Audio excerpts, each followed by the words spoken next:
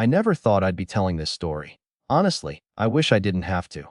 But when the child you raised, protected, and nearly bankrupted yourself for decides to erase you from the most important day of his adult life, something inside you breaks. That's what happened to me. My name is Mason. I'm 52 years old, a father. At least, I used to be. And this isn't about a wedding. This is about something deeper being replaced not just in a room, but in someone's heart. My son, Eliot, recently held a coming-of-age ceremony for himself, and over at the top business gala celebrating his rise in the company I built. And while I paid for every light, every flute of champagne, and every gold-lettered invitation, I wasn't even mentioned in the opening speech. Instead, the man who destroyed our family was introduced as the guiding father figure. That's when I knew. I'd been written out of my own bloodline. I wasn't always this bitter. There was a time when I believed that love, responsibility, and quiet sacrifice would be enough to keep a family together. I met Veronica in my late 20s, sharp-witted, beautiful, and driven. We married fast and had Eliot even faster. And for a few years, we were a picture-perfect family on the outside. But inside, cracks had already started forming. Veronica had ambition that stretched beyond what she called domestic captivity. I, on the other hand, was focused on building something lasting. A business, a legacy, something Eliot could inherit. I worked late nights, traveled often, and shouldered every bill with the hope that one day, he'd thank me for it.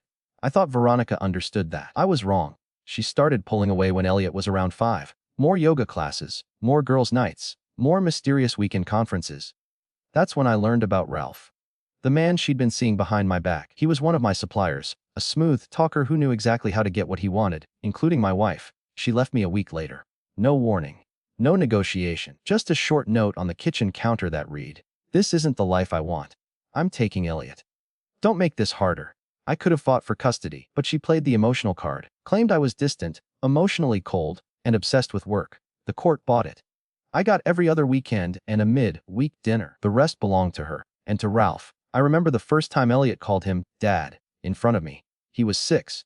We were at a mall, and I'd just bought him his favorite dinosaur toy. Then he looked up at me, smiled, and said, "Thanks, Mason." Mason, not Dad. Veronica had trained him to call Ralph Dad, and me by my first name. I didn't argue. What could I say that wouldn't make things worse? But I stayed. I showed up every damn visitation day, every recital, every scraped knee, every detention. I was there when Eliot broke his arm falling off a trampoline. I was there when he flunked math in middle school. I was there through the agony and the heartbreaks and the late-night panic about college applications. And I really thought, he knew. I remarried when Eliot was 11. Carla came into our lives gently, never overstepping. She cooked for him, tutored him, and even defended Veronica in front of me just to keep Eliot from feeling torn. She never asked for thanks. Neither did I. We weren't perfect, but we were present, reliable, consistent. The kind of love that doesn't always shine, but always shows up. When Eliot graduated college, I was the one who wrote the check. When he couldn't afford his first apartment, I co-signed. When he wanted to start his own division in my company, I handed him the seed money. No interest, no expectations. I thought I was helping him become a man. Turns out, I was funding my own replacement. 3 years ago, Eliot called me out of the blue. It was a Tuesday morning. I was in the middle of reviewing quarterly reports when my phone lit up with his name. We hadn't spoken in nearly 6 months. Not since he cut me off completely right after graduation. No calls, no replies, just silence. I half expected it to be a misdeal. But he didn't hang up. Instead, his voice came through tentative, quiet. "Hey, I was wondering if you had time to meet. Just to talk, just to talk." I left the office early that day and drove straight to the cafe he suggested. He was already there, sitting outside, fidgeting with a coffee cup like it held answers. When he saw me, he stood up awkwardly and hugged me like he wasn't sure if he should. I wasn't sure either. We talked for over an hour, about his new job, the market, mutual contacts, even the weather. He never once mentioned Ralph. And for the first time in years, I saw glimpses of the boy I used to know, the Eliot who used to sneak into my office just to sit beside me and draw rocket ships on old invoices. That night, Carla asked me how it went. I told her the truth. I don't know what it was, but it felt different, like maybe he missed me. A few weeks later, Eliot invited me to lunch again, this time at a downtown restaurant. He asked questions about the company, about our logistics system, and about expansion.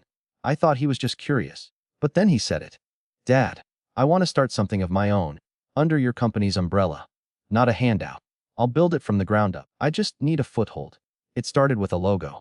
Eliot had been working on branding for the new division. His division, within our company.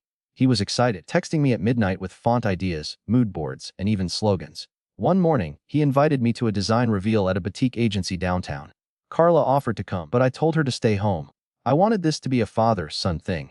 The agency had put together a slick presentation, bold graphics, a clean new logo, and a tagline that caught my attention immediately. Built from nothing, powered by vision. Built from nothing. I smiled politely and said it looked sharp, but something in my stomach turned. Still, I pushed it aside. Maybe it was just branding fluff. Maybe I was reading into it too much. And Eliot was glowing, laughing with the designers, shaking hands like a CEO. So I let it go. A few weeks later, he mentioned an event. A celebration of the division's 1-year mark, a formal launch, a coming of age in business terms. He called it the next chapter. I want to do something bold, he said. Black tie rooftop venue, press coverage, full media team, big impact. I nodded. You've earned it. I'm budgeting around 75 grand, he said. I raised an eyebrow. And how exactly are you funding that? He hesitated. I was hoping you'd consider it a gift, a symbolic gesture. You've been so generous already. This would just complete the circle. Complete the circle. I didn't say yes right away. Carla gave me that look later. One eyebrow raised, lips tight. But I said yes the next morning. I told Eliot I'd take care of the whole thing. I even offered him access to my events team. He declined. He said he had his own people now. The invitations were printed 2 weeks later. Black matte cardstock, embossed gold lettering, very tasteful. One arrived at our house, addressed to Mazen and Carla Howard. No mention of Dad. No special note. I turned it over. On the back was a small line. Hosted by Eliot Howard and Ralph Saunders. I reread that line 5 times. Carla saw it over my shoulder. She didn't say anything at first. Just took the card, studied it, and placed it down like it was radioactive. Maybe it's just a formal listing, she said quietly. Yeah, I replied, though I didn't believe a word of it. Still, I showed up to the planning meeting. Eliot greeted me like a guest. I sat down beside him in a rented conference room filled with caterers, lighting techs, and PR reps.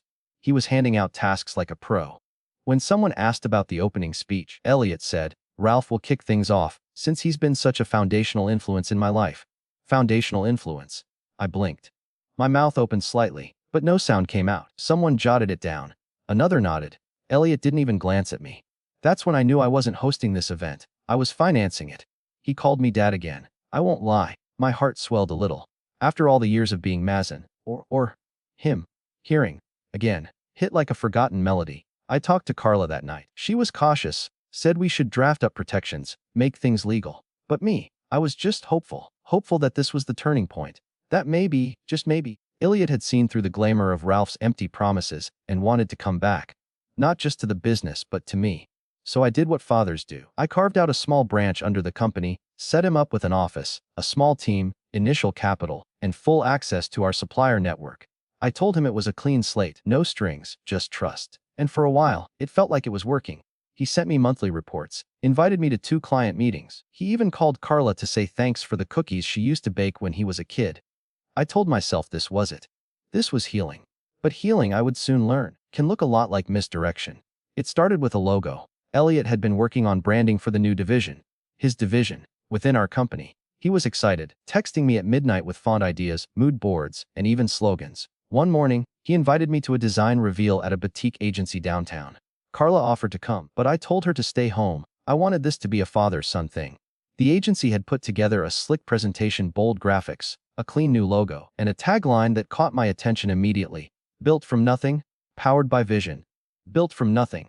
I smiled politely and said it looked sharp, but something in my stomach turned. Still, I pushed it aside. Maybe it was just branding fluff. Maybe I was reading too much into it.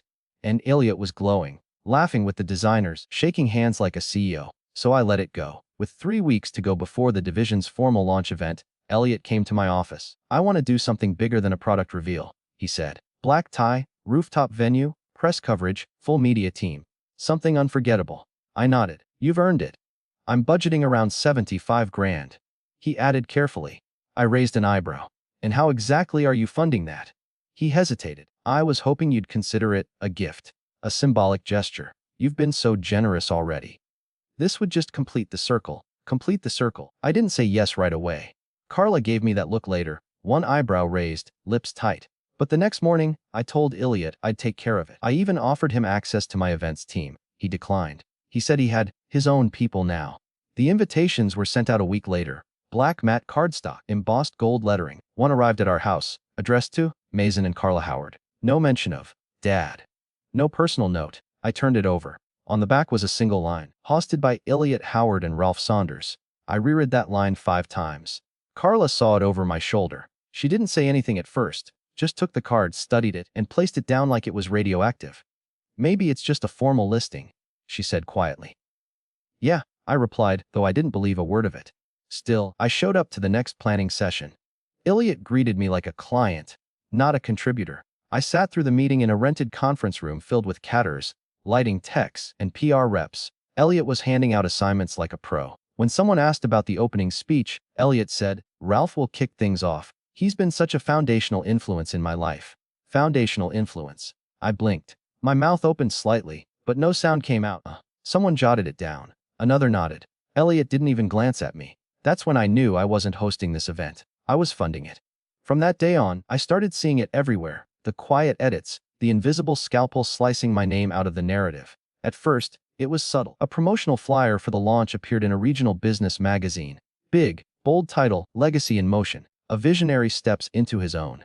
There was a full-length photo of Eliot in front of our company headquarters.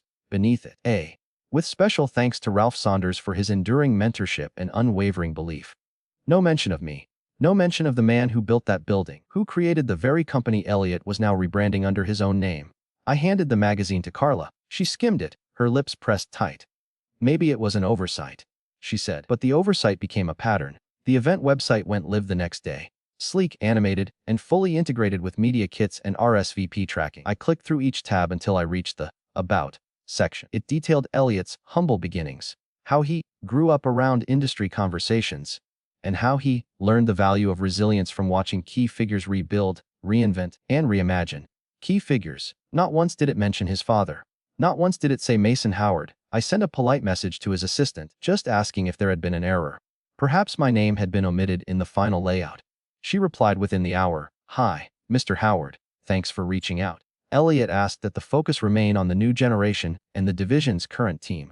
"We're limiting personal acknowledgments to keep the messaging clean and future-oriented." Hope that makes sense. Lana. Makes sense. Carla told me not to let it get to me. You're his father.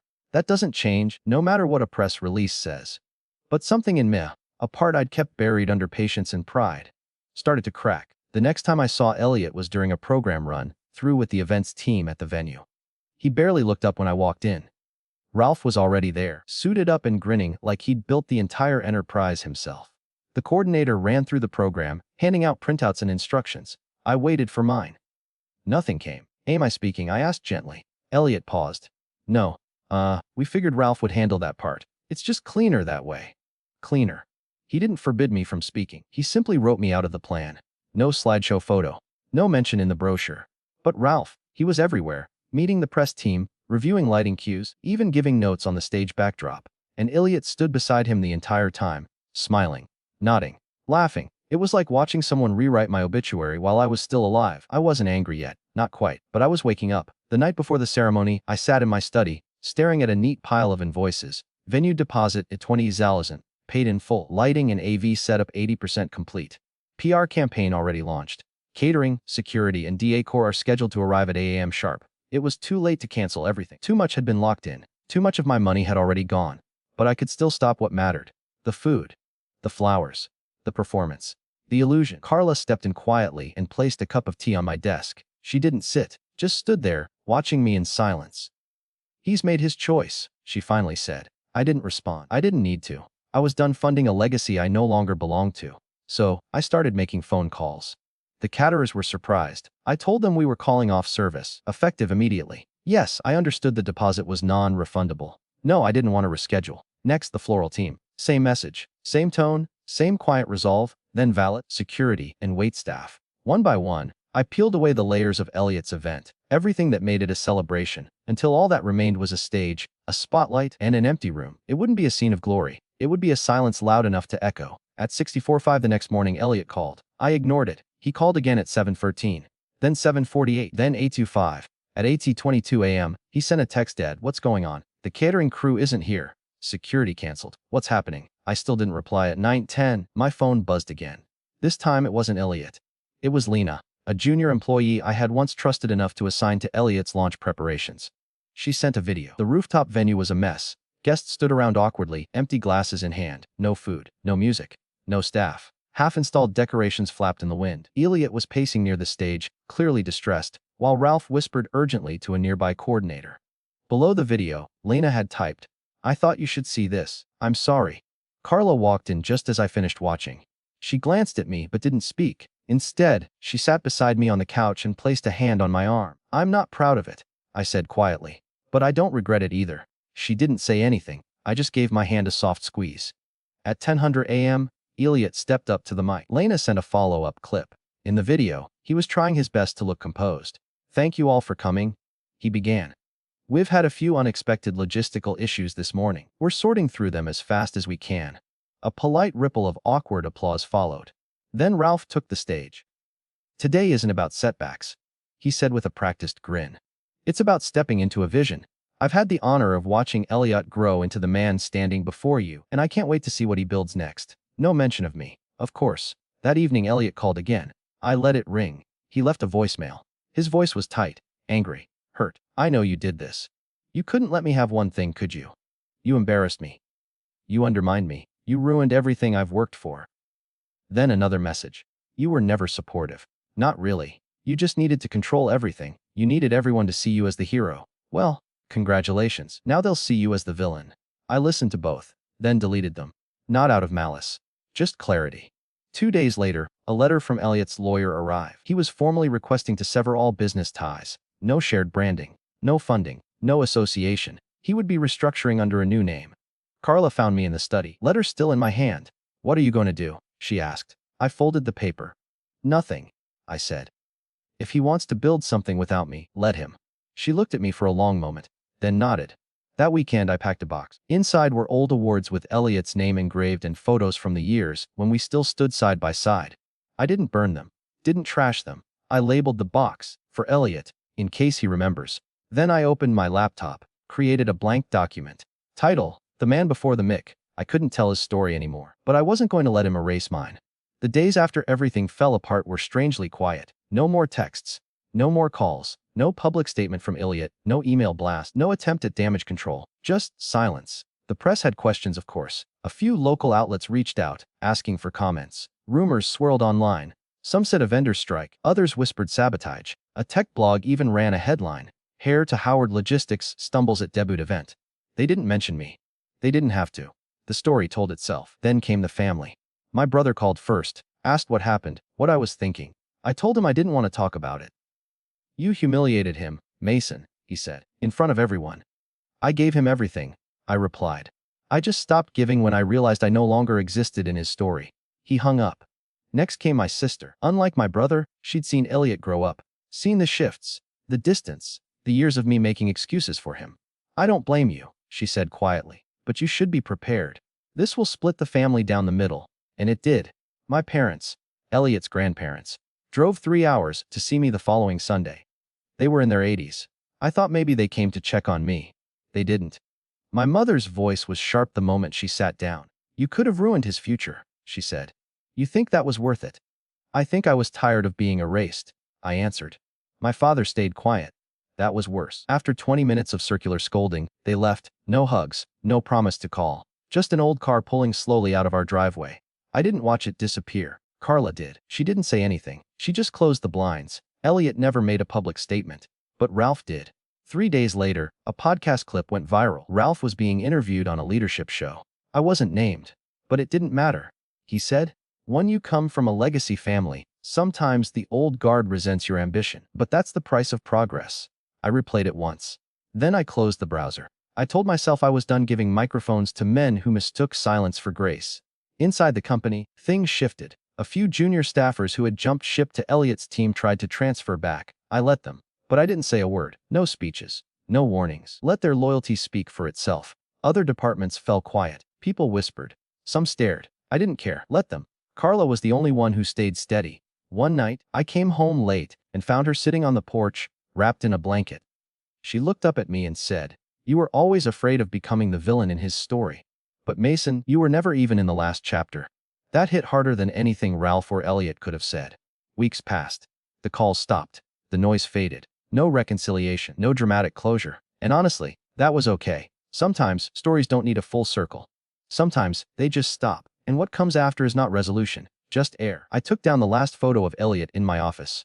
Not out of anger. Just clarity. I replaced it with a quote Carla had framed for me years ago. You don't owe anyone the version of yourself they've invented. One afternoon, while reorganizing files in the attic, I came across the box I'd packed, the one labeled, for Eliot. In case he remembers. I didn't open it. I didn't need to. Just knowing it was there, untouched waiting, was enough. It wasn't hope. It was peace. It started small. I opened a folder on my computer titled, Drafts. For years, it had held half-finished memos, shelved speeches, and old business letters I never sent. I deleted all of them. Then I created a new document, blank, untitled, no headers, no logos, just words. Not for press releases. Not for approval. Not for legacy. Just mine. Carla noticed the change before I said anything. She brought me coffee one morning and found me typing with a strange stillness. Focused, quiet. She didn't ask what I was writing. She just placed the cup down gently, kissed my forehead, and said, I'm glad. I didn't need her to say more. I wasn't writing to make something grand. I was writing to remember who I was before all this became performance.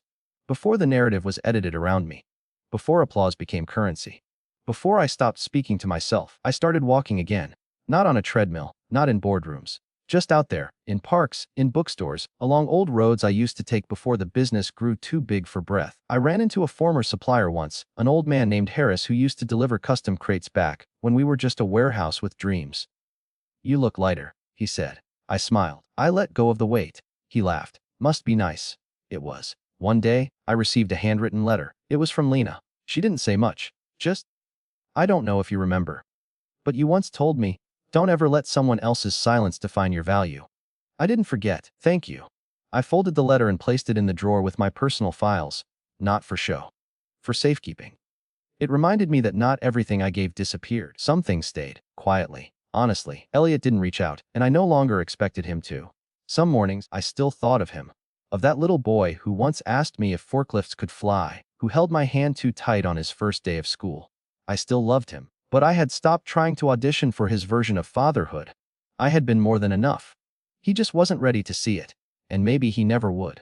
One evening, Carla and I hosted a small dinner at home. Not for investors, not for appearances, just friends, old colleagues, 2 neighbors, and a woman from the library who always recommended strange, beautiful books. We laughed. We poured wine. Someone played the piano badly, and no one minded.